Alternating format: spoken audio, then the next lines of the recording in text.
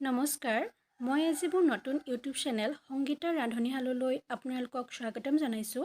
আশা কৰোঁ আপোনালোক ভালে আছে। মই আজি লৈ আনিছোঁ সন্ধিয়া চাহকাপৰ লগত খাব পৰা ভেজিটেবল পকৰা। আহকচোন কেনেকৈনো বনাইছোঁ চাওঁ। আমাক লগা সামগ্ৰীসমূহ হৈছে মিহিকৈ কটা পিঁয়াজ, গাজৰ, পিঁয়াজৰ পাত, কেঁচা জলকীয়া 2টা, ধনিয়া পাত, মিহিকৈ কাটি লোৱা বন্ধাকবি, আদা নহৰু বেচন, ৰিফাইন তেল, নিমখ, হালধি, বেকিং পাউডাৰ। মই এটা ডাঙৰ বাতি লৈ সামগ্ৰীসমূহ মিক্স কৰি লৈছোঁ।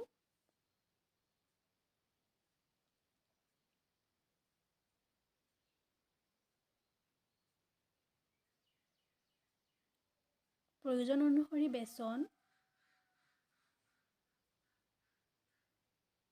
আদা নহৰু পেষ্ট, সোৱাদ অনুসৰি নিমখ,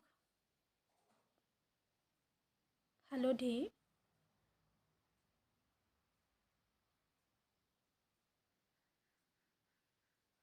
আধা চামুচতকৈ কম বেকিং পাউডাৰ, জিৰা আধা চামুচ। মই ইয়াত এচিকুট ফুড কালাৰ ব্যৱহাৰ কৰিছোঁ।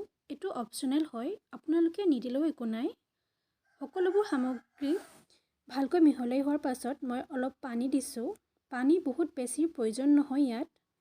এইখিনি মোৰ পকৰা বনাবলৈ মিশ্ৰণ তৈয়াৰ হৈ গ'ল। মিশ্ৰণখিনি 10 মিনিটৰ বাবে ৰেষ্ট কৰিব দি মই জুইত কেৰাহী বহাই দিছোঁ। কেৰাহী গৰম হোৱাত জোখমতে ৰিফাইন তেল দিছোঁ। তেলখিনি গৰম হৈ অহাত মই সৰু সৰুকৈ অলপ লাড়ু টাইপ কৰি তেলত দি দিছোঁ। সাৱধানে দিব যাতে গৰম তেল হাতত নালাগে। এতিয়া এনেদৰে ইলুটি শিলুটি কৰি ৰঙা হোৱালৈ পকৰাকেইটা ভাজি লৈছোঁ।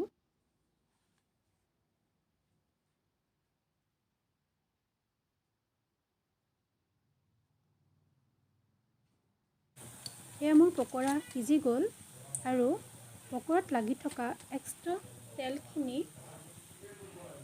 আঁতৰাবলৈ মই এখন চাফা কাগজ ব্যৱহাৰ কৰিছোঁ আৰু এনেকৈ মই বাকীকেইটা পকৰাও ভাজি ল'লোঁ। আৰু এয়া পকৰা ৰেডি হৈ গ'ল।